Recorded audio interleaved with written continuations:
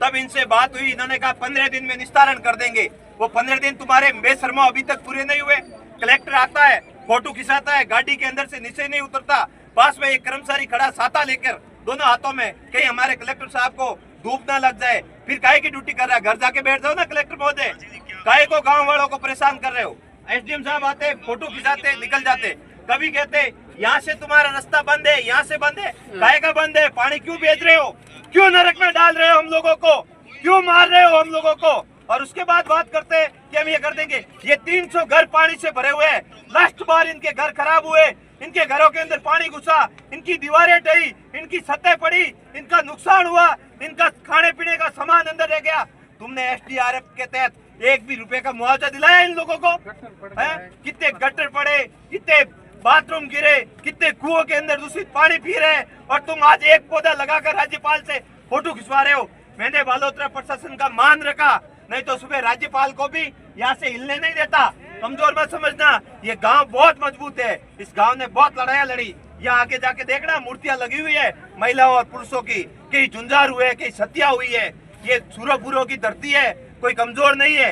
लेकिन हमने सुबह महामहिम जा रहे थे, हमने बालोतरा नए एसपी साहब आए, एसपी साहब के कहने पर कि हमें महामहिम का विरोध नहीं करना चाहिए, महामहिम को नहीं रोकना चाहिए। बाकी गलियों में घुमाता महामहिम को भी, कौन रोकता? महामहिम बड़े किस लिए? जनता के रुपए से।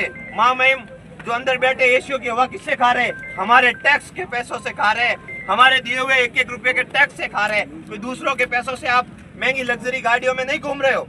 हमारी मेहनत, हमारी किसानी, हमारे किसान भाइयों द्वारा, हमारे हर एक उस मजदूर भाई द्वारा पीएफ कोष में जमा किए हुए पैसों के कारण तुम्हारी तिनका भी मिलती है। तुम्हारा नैतिक धर्म है, हमारी रक्षा करो। हमारा भाई इस संसार से गया है, जीते जी तो दुखी था। इसके घर के अंदर आज भी पानी पड़ा है कमर तक, और मरने के बाद भी दुखी है। हम आने वाली पीढ़ी को दुखी नहीं करना चाहते, इसलिए आज ही जो भी है हमसे बात करने के लिए आए, साथ में कागज लेके आए। सेक्शन के बिना कोई काम नहीं होगा, और तुरंत जिला परिषद से, जिला कलेक्टर आपदा राहत कोष से, कहीं से भी 1-1 करोड़ रुपए सभी पंचायतों में डाले जो इस पानी से पीड़ित है, तब जाके बात होगी। बाकी जो है वो देखेंगे आगे को रोका। और हम लोगों का नैतिक धर्म बनता है, जब कोई तकलीफ में हो तो उसकी मदद करें। तो मदद करने के लिए पूरे परिवार है, हमारा गांव पूरा परिवार है, इस परिवार की मदद करने के लिए बैठे हैं। और हम तो यही मांग कर रहे हैं, पहले लेटर, सेक्शन, उसके बाद दूसरा कोई काम। इनकी बातें इनको कसम दिला के पूछो। लास्ट बार जब हमने 20,000 लोगों को इकट्ठा किया था, बड़ा धरना प्रदर्शन किया था, तब इनसे बात हुई, इन्होंने कहा 15 दिन में निस्तारण कर देंगे। वो 15 दिन तुम्हारे बेशर्मो अभी तक पूरे नहीं हुए।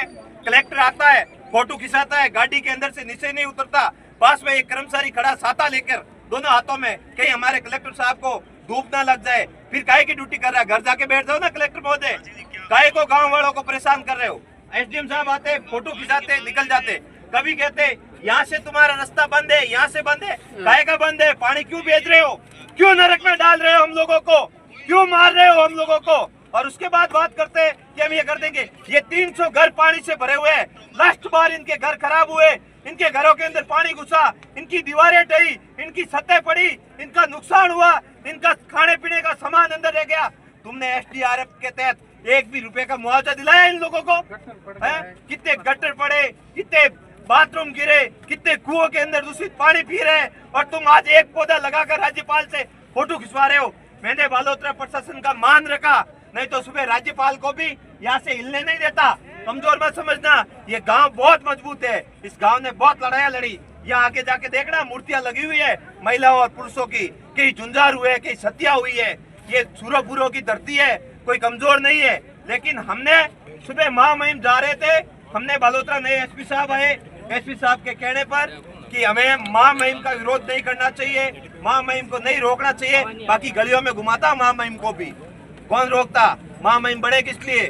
जनता के रुपए से। महामहिम जो अंदर बैठे एशियों की हवा किससे खा रहे? हमारे टैक्स के पैसों से खा रहे, हमारे दिए हुए एक एक रुपए के टैक्स से खा रहे। कोई दूसरों के पैसों से आप महंगी लग्जरी गाड़ियों में नहीं घूम रहे हो।